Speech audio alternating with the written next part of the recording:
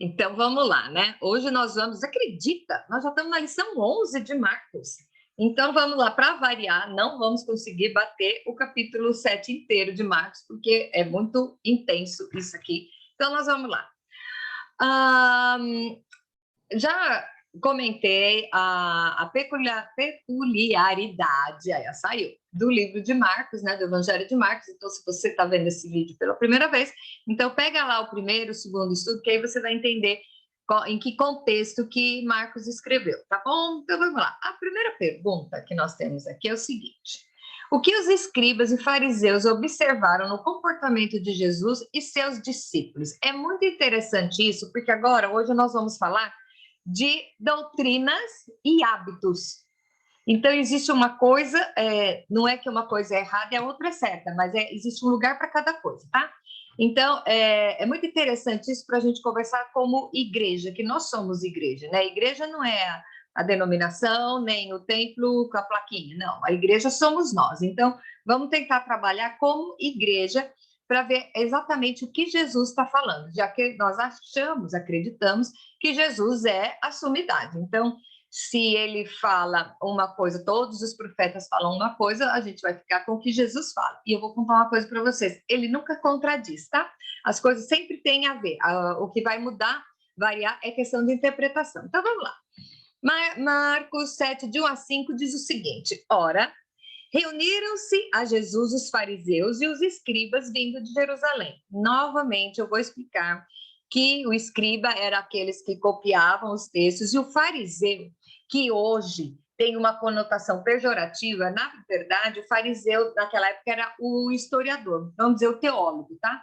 Então, eles que estavam sempre no templo, os fariseus eram os teólogos e os escribas eram os que copiavam. Não tinha prensa, não tinha nada, era na mão mesmo. Nem ler todo mundo sabia. Então, é por aí mesmo. Bom, então Jesus estava lá reunido com essa galera e vendo que alguns dos discípulos comiam pão com as mãos impuras, isto é, por lavar, pois os fariseus e todos os judeus, observando a tradição dos anciãos, não comem sem lavar cuidadosamente as mãos.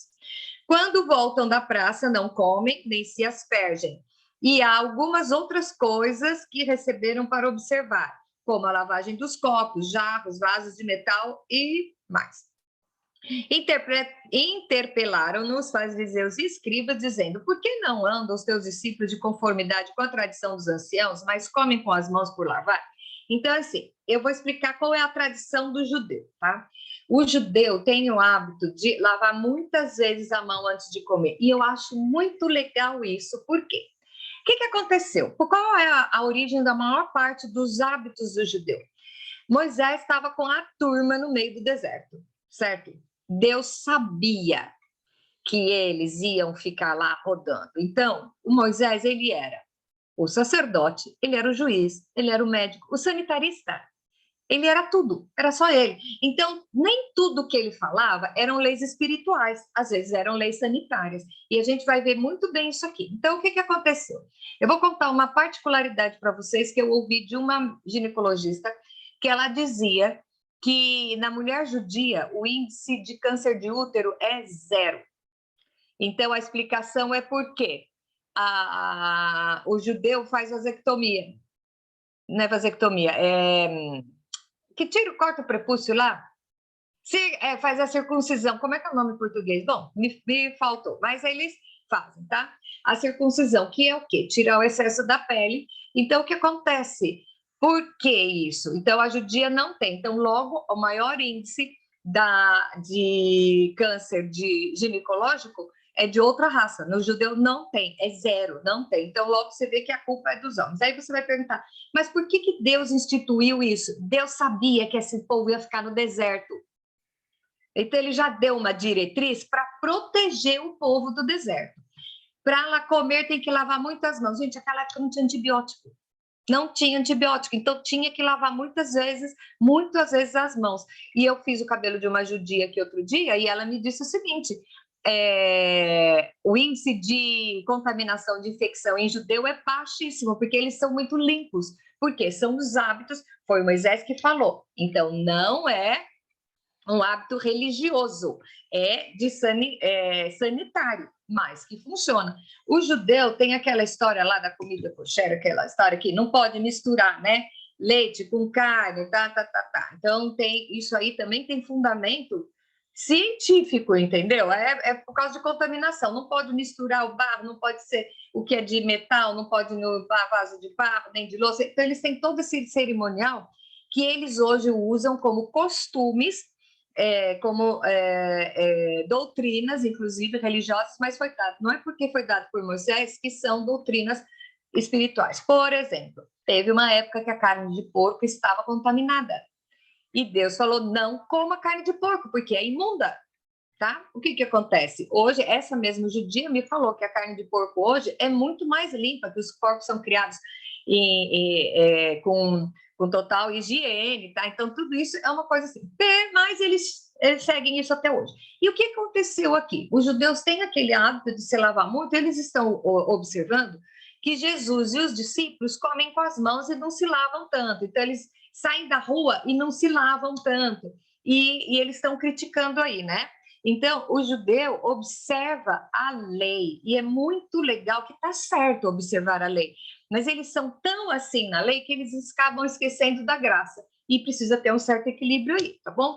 Então, o que acontece? Vamos observar que o que os fariseus e os escribas questionavam Jesus, que os discípulos não limpavam as mãos, não lavavam, então, automaticamente, eles estavam se contaminando, ok? E aí, a segunda pergunta diz o seguinte: qual o comportamento deles que Jesus rotulou como hipocrisia? Olha a resposta de Jesus. Bem profetizou Isaías a respeito de vós, hipócritas, como está escrito: este povo honra-me com os lábios, mas o seu coração está longe de mim.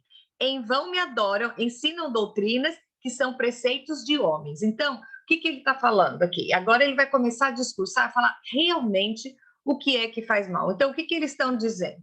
O que Jesus está dizendo? Vocês pegam numa fé acirrada num detalhe e deixam o que realmente importa de lado, tá? A pergunta 3 vem assim: nos versos 8 e 9, quais os dois comportamentos a que Jesus se refere? E agora ele vai explicar a história. Ele fala assim, né?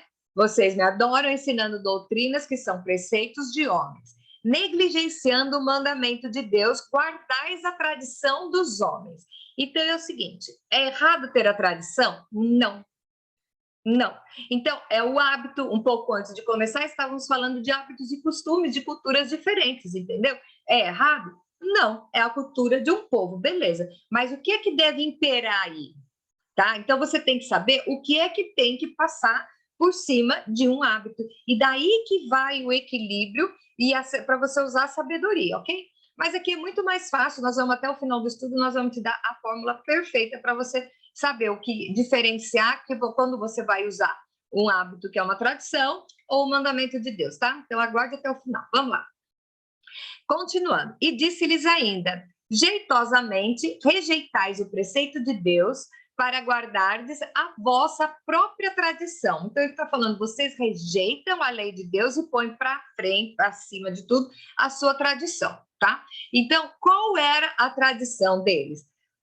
Lavar as mãos, aquele cerimonial todo. E eu descobri essa semana o porquê que o judeu ortodoxo usa o cachinho na orelha. Ah, eu sempre quis saber por quê. E aí tem umas amigas que voltaram de Jerusalém recentemente e uma delas foi perguntar para um judeu o porquê disso. E o que ele disse? Lá na Torá tem um pedaço que fala a altura que você tem que cortar o cabelo, a altura da orelha. Mas se perdeu exatamente o tamanho que tem que ser. Então, com medo de errar, eles deixam mais comprido. Né? Ah, legal, gente. Se a gente fosse tão assim firme nas nossas crendices do jeito que eles são, o mundo não estava desse jeito. A gente estava contagiando o mundo com a palavra de Deus e com o amor de Jesus, né? Então, muito legal. Então, o que é? Eu até vou achar. Eu ia procurar, mas é que eu nem ia falar isso hoje, por isso que eu não procurei. Mas diz que tem lá que tem que deixar o cabelo cortado assim, e aqui do lado tem uma altura. Como eles não sabem exatamente, eles deixam o mais comprido possível. E a maior agressão que você pode fazer num judeu é pegar e cortar. E diz que quando, nas guerras, quando tomam o povo, a primeira coisa que eles fazem é cortar do judeu, por causa que isso é muito importante para eles, tá? Vamos lá. 4. Qual o paralelo que Jesus usa entre a lei de Moisés e o hábito deles? Agora nós vamos falar uma coisa muito legal. O que a lei diz? Então Jesus começa assim. Pois Moisés disse, honra teu pai e tua mãe. Esse é o primeiro mandamento com promessa, que diz o seguinte, honra teu pai e tua mãe para que se prolongue os seus dias sobre a terra, tá? Então, lembrou disso aí? Isso aí tá lá, foi a lei que Deus deu para Moisés. Aí diz o texto, pois Moisés disse, honra teu pai e tua mãe, quem maldisser a seu pai e a sua mãe, seja punido de morte, tá? Vós, porém, dizeis, se um homem disser ao seu pai ou sua mãe, aquilo que poderias aproveitar de mim é corbã, isso é oferta para o Senhor, então o dispensais de fazer qualquer coisa em favor de seu pai ou de sua mãe. O que ele está dizendo aqui? Você tem que honrar o seu pai e sua mãe, beleza. Mas o que era o corbã? É oferta para o Senhor, tá? Então você tem uma oferta para levar para o Senhor. E Jesus vai falar isso aqui mais lá na frente também de novo. E ele fala o seguinte: se você sabe que o seu pai e a sua mãe está passando necessidade, a oferta que você tem separado para levar no templo, você tem que acudir à necessidade dos seus pais. Isso também é honrar. Então ele está falando, vocês deixam os seus pais de lado, dizem só que amam, mas como tem que levar a oferta no templo, você tem, e de repente os seus pais estão passando necessidade. Isso é hipocrisia. Então, aí o que nós vamos ver? O equilíbrio. Como você vai saber o equilíbrio? Gente, é o amor. O Jesus conseguiu resumir toda a Bíblia em 2 mandamentos. Amarás o Senhor teu Deus sobre todas as coisas e o teu próximo como a ti mesmo. Então, é assim, eu tenho que levar a minha oferta para a igreja. Ok, eu oferto na igreja, não é pela igreja, é por mim.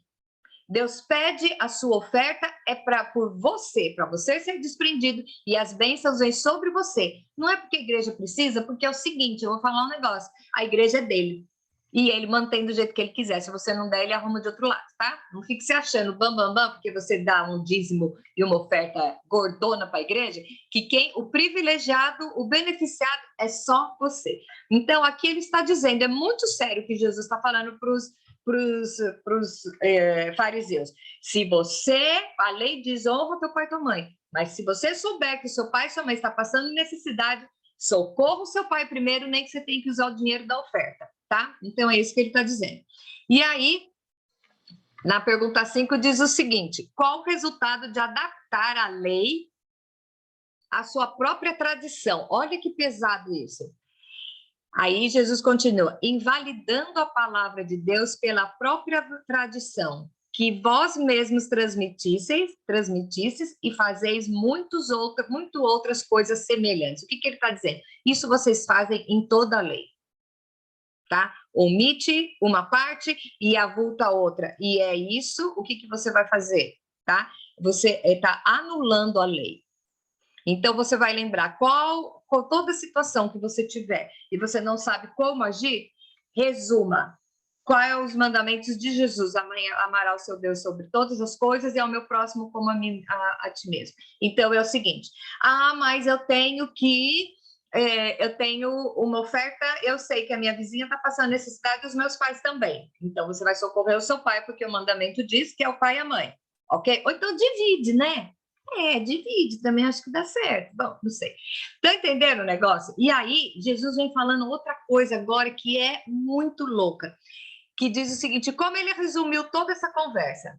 Convocando ele de novo, a multidão diz, quer dizer, acabou a conversa por aí, ele chamou a galera de novo, vem aqui, que não acabou. Ouvi-me todos e entendei. Não há fora do homem que entrando nele possa contaminar, mas o que sai do homem é o que contamina. E aí eu gosto quando ele fala isso. Quem tem ouvidos para ouvir, ouça. Isso quer dizer o quê? Não é para todos. Tá? Não é para todos. Aí eu falo que é para os membros da diretoria, o pessoal que estava mais pertinho, né? E ele vai falar, lembra que nós estudamos aquela história sobre colocar vinho novo em odre velho? É a história do quem tem ouvidos para ouvir, ouça. Porque tem gente que não está preparado para ouvir. Ainda não tem maturidade para ouvir. Então, vai se escandalizar. Então, o que ele fala aqui? Tá? o que entra da boca não faz mal. E nós vemos até Paulo falar isso lá na Carta aos Coríntios, tá bom? Então, aí, o que ele vai explicar? Para quem foi essa explicação? Quando entrou Jesus em casa, deixando a multidão, os seus discípulos o interrogaram acerca dessa parábola. Então, aí ele reduziu mais o grupo ainda e foi falar com os discípulos. Então, ele disse, assim vós também não entendeis? Não compreendeis que tudo que de fora entra no homem não pode contaminar? Porque não lhe entra no coração, mas no ventre, e sai para lugar escuso. Assim a considerou ele puro todos os alimentos. Então, eu vou te dizer uma coisa. Vamos explicar aqui, tá? O que realmente contamina é o que sai da boca. O que sai da boca são as palavras, né? É o que você está agredindo uma pessoa. Não vamos entrar nesse mérito, que acho que já está bem claro. Porém, o que ele está dizendo? O que entra não vai para o coração. O que vai para o coração é o que você escuta. Isso é o que contamina. Isso é o que contamina. Então, quer dizer, mas então quer dizer que eu posso comer comida contaminada ou cabeção? Não é isso. Você não vai para o inferno se você comer carne de porco, é isso. Mas tem algo a mais. Vou explicar aqui. Paulo, na carta aos Coríntios, tem lá um diz que me disse por causa dessa história da carne oferecida no templo, certo? Eu já expliquei lá no estudo de Coríntios, eu vou explicar de novo. O que acontecia lá em Corinto? Corinto foi uma cidade, era uma cidade de porto, e tinha gente de todas as nações e todas as culturas. Tinha o templo de Diana, tinha lá tudo isso. Tinha as sacerdotisas, que eram careca, e que elas se converteram, foram para a igreja, e não tinha cabelo, então tinha que usar véu para disfarçar que era prostituta do templo, tudo isso é essa história. E tinha a história da carne do templo. O que acontecia? A carne no açougue, vamos supor hoje, assim, custava 100. A carne no templo custava 15. Tá? E não era só o templo de Deus que tinha o templo das deusas também. Então, o povo achava que comer a carne do templo era carne sacrificada a ídolo, então ia fazer mal. Ok, a Bíblia fala isso. Porém, Paulo vem e fala assim, usa a mesma coisa que Jesus falou aqui. Ele fala, o que entra pela boca não é o que faz mal, é o que sai. Aí ele fala, mas cuidado para não ser tropeço. Então eu vou explicar uma historinha aqui que acontecia toda sexta-feira santa lá na minha casa. Gente, eu odeio bacalhau. Bacalhau, para mim, a hora que você puser um pedacinho, ele empesteia tudo. Não adianta falar assim, come só batata. Meu, onde passar? Não dá, gente, não dá. Eu não suporto, eu já não gosto muito de peixe. Bacalhau, então. E a minha mãe, diz a lenda que fazia um bacalhau estupendo. Então, toda sexta-feira santa, que é feriado no Brasil, tinha gente convidado para comer o tal do bacalhau lá em casa. Eu não gostava, mas, gente, nem o caldinho, tá? Então, o que acontece? Como sempre tinha visita, a minha pergunta era: quem vem almoçar? Porque o católico acredita que é pecado comer carne na sexta-feira santa, tá? Então, eu acho que não tem nada a ver, mas eu não vou comer. Não comia. Então, cansei de comer arroz com salada de alface, tá? Aí ficava as visitas, come, não, obrigado, não, tô assim, só isso mesmo. Por quê? Não ia escandalizar. Então, é o seguinte, se o teu irmão acha que você comer sorvete Magnum de caramelo é pecado, não coma o sorvete Magnum de caramelo na frente dele. Aí eu fazendo merchan aqui, porque eu gosto pra caramba, tá? Mas você tá entendendo? Você tem que amar. Então, quando você está afrontando alguém, você está deixando de amá-lo. E Jesus é muito claro na história daquele que escandalizar alguém faz o quê? Se você fizer desviar alguém, amarre uma pedra de moinho e se jogue dentro do oceano. Então é o seguinte, de repente existem coisas do meu hábito e da minha cultura que para mim não tem nada demais, mas eu tenho que amar o meu irmão antes do hábito.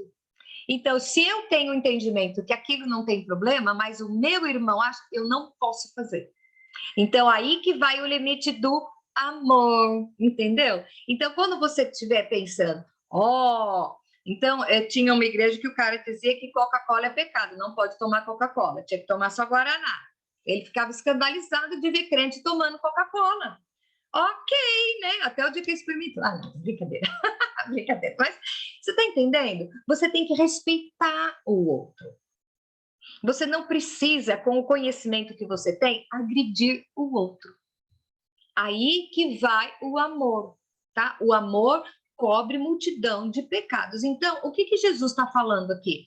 Tudo que você comer não vai te mandar para o inferno, tá entendendo? Porque você comeu ou bebeu alguma coisa, mas cuidado com o que sai da sua boca. O que sai da sua boca são as palavras. Se você está fazendo desviar alguém, se você está magoando alguém, se você está usando a sua boca para matar, roubar e destruir, você consegue fazer isso com a sua boca. Então, use o amor como árbitro para saber o que é que você tem que fazer, o equilíbrio, tá? Então, o alimento entra e sai. Só vai fazer mal se você comer uma caixa de brigadeiro, né? E aí nós vamos uma outra situação. Ah, eu posso comer de tudo? Pode, mas você tem que saber que o seu corpo é templo do Espírito Santo e você tem que cuidar dele.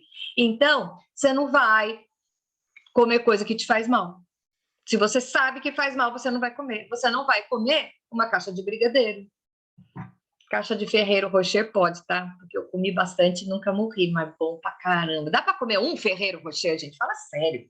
Não dá. E o sonho de valsa que está encolhendo? Eu fui até entrar no Google e descobri que ele encolheu mesmo. No começo, o sonho de valsa pesava 75 gramas, agora é 25, tá? Eu tenho que protestar. Eu sou protestante, então eu protesto com direito. Dá para comer um Ferreiro Rocher, tanto que o pacotinho unitário já vem 3, né? Porque um não dá, né? Então é o seguinte, você é diabético, não pode comer gordura, não pode comer, não coma, porque o seu corpo é templo do Espírito Santo, o seu corpo foi Deus que te deu, você é mordomo do seu corpo, você tem que cuidar. Ai, mas vai ser neurótico? Não. Ai, agora eu quero ser magra, então eu vou ficar sem comer também. Também está errado. Também está errado. Você tem que ter o equilíbrio. Ai, mas onde está o equilíbrio? A sabedoria está no equilíbrio. Então, lembra das coisas principais. O meu corpo é o quê? Quem que habita em mim? Tá? Eu estou escandalizando alguém? Pronto. Aí, ó, só com isso você já vai treinando, você já vai acertar 90% das vezes. Vamos lá. Pergunta 9. O que realmente contamina? Aí o que Jesus fala? O que sai, e dizia, o que sai da boca, o que sai do homem, isso é que contamina, tá? Porque quando você... É interessante que aqui o texto ele fala, o que sai da boca é o que o contamina. Então, se eu falo impropérios para você, eu estou contaminando você e a mim também. Tá? Então, assim, aí vamos fazer uma reunião só para falar mal dos outros? Aí depois termina assim, ai, mas quem sou eu para julgar? É, mas já fez a fofoca, né? Você se contaminou, tá? Vamos lá. Pergunta 10. Onde é a nascente de todos os males? Oh, e agora vem. Porque dentro do coração dos homens é que procedem os maus desígnios, a prostituição, os furtos, os homicídios e os adultérios, a avareza, as malícias, o dolo, a lascívia, a inveja, a blasfêmia, a soberba, a loucura. Ora, todos estes males vêm de dentro e contaminam o homem. Então, onde é a nascente de todos os males? No coração. Então, eu vou falar uma coisa para vocês. Vamos conversar aqui. Suponhamos, todo pecado, primeiro, ele nasce na sua mente. Aqui fala o coração, mas ele vai nascer lá primeiro. Você não sai pecando, primeiro você planeja. Você quer ver? Vamos dar um exemplo trouxa aí. Eu trabalho no escritório, eu sou casada, aí tem um rapaz lá que é bonitão, aí eu olho para ele, aí não sei o quê, antes de eu ter um caso com ele, primeiro eu fiz todo o circo, eu planejei na minha cabeça, tá? Eu vou na casa de alguém e eu vejo que tem lá uma pulseira que está ali em cima do balcão. Antes de pegar a pulseira, a minha cabeça planeja ir lá de um jeito para a dona da casa não ver, certo? Todas essas coisas, todo o pecado, ele vai nascer primeiro, ele é arquitetado. Então, o que acontece? É do coração que sai o que contamina. Então, os maus desígnios, a prostituição, o furto, homicídio. Gente, dificilmente alguém pega uma arma sem pensar e mete uma bala em alguém. Primeiro que você já está com a arma, já é por aí, tá? Tanto que a nossa lei brasileira ainda atenua os crimes que é de, como é que chama? Que é de impulso, tá? Porque a maior parte, tanto que tem uma diferença para o crime passional e o crime premeditado. O passional é aquele que é movido no meio de uma paixão. Então, é o premeditado. Então, primeiro, o pecado vai fazendo ninho na sua cabeça. Eu não sei se vocês lembram. Se alguém aqui tá vendo, não viu, tem um vídeo que fala o ovo, né? A história de um ovo. E aquela história é um livro para adolescente. E ele é tão profundo que até nós fizemos um estudo inteiro sobre a história do ovo. Acho que vale a pena você procurar lá e ver. Que diz o quê? O pecado, ele vem pequeno e você vai acalentando dentro do seu coração e fazendo uma realidade. Ninguém sabe o que você está pensando, você está planejando. Aí você vai me dizer, mas o pensamento vem na minha cabeça, o que eu faço? Resposta clássica: um passarinho pode pousar na sua cabeça. Ele só faz ninho se você permitir. Então, vem o pensamento, sai pensamento. E vamos combinar, quantas e quantas vezes nós estamos quietos, olhando para uma situação e a sua cabeça já está planejando o que você podia fazer, tá? Então, isso acontece, porque nós somos maus e nós ainda temos sem vergonha que fica aqui no ouvido dando ideia, tá? Mas você não pode deixar isso crescer. Então, o mal começa. Então, é assim: você começa a pensar numa coisa errada e dá risada. Imagina, não. Amanhã você já pensa, o negócio já é mais confortável. Depois já vai sendo mais confortável até que você está pronto para cometer o pecado. Então, a maior parte dos pecados, eles são acarinhados, eles são incubados dentro do seu coração e da sua mente, dentro do seu desejo, tá? Porque eu vou falar uma coisa para vocês. Tudo que você faz, ai, foi o inimigo que se levantou. O inimigo não enfia uma cocaína no seu nariz. O inimigo não pega, tá entendendo? É você que dá a chance. Ele te oferece. O diabo não pode tocar na sua vida. Gente, que legal. O diabo não lê pensamento, ele não toca. Mas como ele te convence, ele não pode fazer você fazer, então ele te convence a fazer. Então eu gosto de uma imagem que eu inventei na minha cabeça, assim, que é você sentado num sofazinho, vendo a televisão da sua vida, e o diabo fica botando o cenário na frente, assim, para você pensar o que é que está acontecendo, tá? E ele vai te sugestionando. Então é aquela história, quem você está alimentando? Os pensamentos de paz, de bem, ou os pensamentos, né, errados? E eu vou confessar, viu? Pensar errado é mais gostoso, dá prazer. Rosana Alves, aquela neurocientista, ela prova que esses pensamentos errados desatam lá uma química lá do cérebro que dá prazer. Tá? Falar mal, diz que fofoca é a coisa que faz mais bem pra gente, deixa a gente feliz, aliviado. Por isso que mulherada fofoca, porque a fofoca dispara um gatilho no cérebro que dá prazer. E ainda tem o seguinte, fofoca de pessoa famosa que todo mundo conhece é melhor ainda, o prazer é melhor ainda. Então, já que eu estou consciente disso, que isso é uma química do meu organismo, o que eu tenho que fazer? Brigar com isso. Isso não vai me dominar. Você tem o livre-arbítrio. Os frutos do espírito, um deles é o quê? Domínio próprio. Aonde está o seu domínio próprio? Você está usando o seu domínio próprio para te cercear em algumas coisas? Então, qual é o equilíbrio? Vamos lavar a mão para comer, tá? Beleza, não é? Nós não estamos falando sobre isso.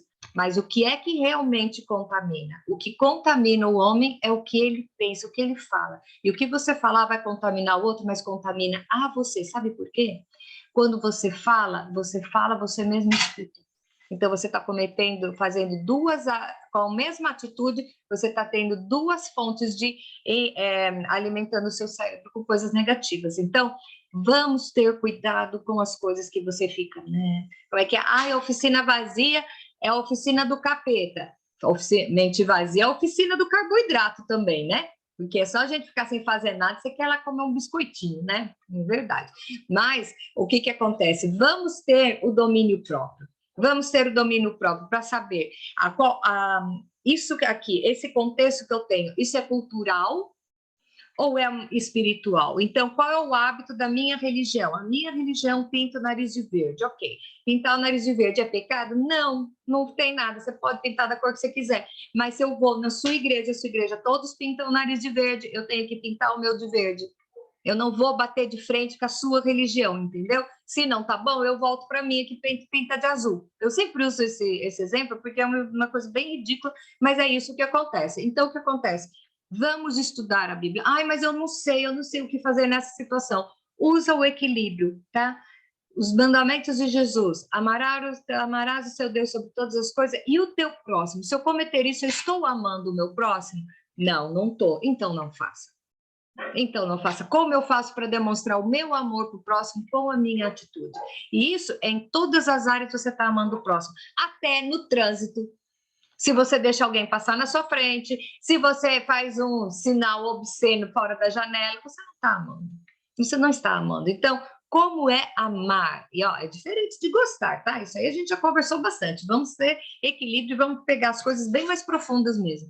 Aonde eu estou demonstrando amor pelo meu próximo nas minhas atitudes cotidianas, tá? Então é assim, você é cidadão do céu. Deus pede para você comportamentos, ele vai te treinando em comportamentos bobos. Por exemplo, quando você pega um carrinho no supermercado, você coloca as compras no seu carro, você deixa ele jogado, você leva para o lugar de novo, tá? Isso são umas coisas que é Deus trabalhando o seu interior. Eu lembro, acho que eu já contei para vocês, que para ir para casa da minha mãe no domingo, eu tinha que atravessar uma avenida que era super movimentada. Durante a semana, final de semana não tinha nada. É uma avenida que vinha da Via Dutra. Então, durante a semana, você tinha um acostamento para você atravessar. No final de semana, não tinha nada. Eu virava direto. Até um dia, que Deus falou para eu, tinha acabado de sair da escola dominical, eu dei aula na escola dominical, e estou indo almoçar na casa da minha mãe, e na hora que eu vi a placa, não tinha ninguém. E Deus falou assim para mim, se você é incapaz de obedecer uma placa de trânsito, você acha que você é capaz de ensinar a minha palavra? Desse dia em diante, eu comecei a entrar na rotatória para poder atravessar. Então, são nessas coisas, é um exercício, sabe? Sair com o cachorro para caminhar, leva o saquinho. O seu cachorro fez cocô, é o seu cachorro. Você vai deixar no jardim do outro? Ai, não tem ninguém vendo? Peraí. Então, a pergunta é, quem você é quando ninguém está olhando? Né? Saiba que sempre tem alguém olhando. Então, isso é começar a dizer, é treinar o seu caráter. Deus vai treinar você nas coisas pequenas para te colocar em umas coisas grandes. Então, de repente, se você é incapaz de administrar uma casa pequena, você não vai ser colocado num palácio, tá? Se você é incapaz de obedecer uma simples regra de trânsito, Deus não vai te colocar dirigindo uma nação. Entendeu? Então, o negócio é bem por aí. É a gente ir crescendo a cada dia. Então, o que vai contaminar? O que entra não contamina, mas magoar o meu irmão vai me contaminar. Falar coisas horríveis vai contaminar a ele e a mim. Então, sempre que seja o árbitro nas nossas vidas, o amor. Amar ao seu Deus sobre todas as coisas e o teu próximo como a ti mesmo. E aí Jesus deu uma lambada nos estudiosos da lei e essa lambada continuou funcionando até hoje. Em 2022 ainda está dando na cara da gente que a gente se pega fazendo essas coisas, tá? Então, que Deus abençoe a gente essa semana. Semana que vem vamos ver se continuamos e conseguimos terminar o capítulo 7 de Marcos. E eu espero realmente que essa semana todas as suas atitudes estejam em plena comunhão com Deus, nas suas atitudes cotidianas. E pense assim, e aí? Eu estou amando, eu estou fazendo aquilo que é certo, e quem sou eu quando ninguém está vendo? Porque até quando ninguém está vendo, a única pessoa que realmente importa está, que é o nosso Deus, tá bom? Beijo grande para vocês. Bye, bye.